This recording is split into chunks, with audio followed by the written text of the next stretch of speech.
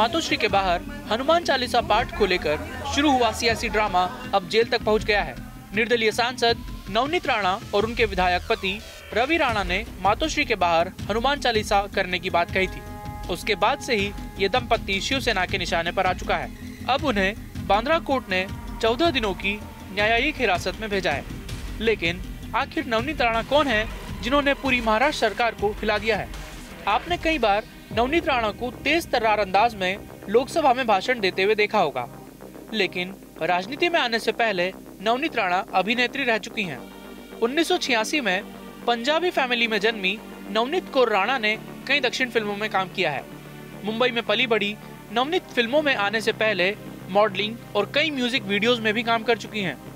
हालांकि शादी के बाद उन्होंने फिल्म इंडस्ट्री से नाता तोड़ लिया और राजनीति में एंट्री कर ली। बताया जाता है नवनीत राणा और उनके पति रवि राणा दोनों को योग में रुचि है और उनकी मुलाकात भी बाबा रामदेव के योग कैंप में ही हुई थी और उन्होंने बाबा रामदेव की स्वीकृति के बाद ही शादी की थी। खास बात यह है कि दोनों की ये शादी एक सामूहिक विवाह में हुई थी, जिसमें 3720 जोड़ों ने शादी की थी।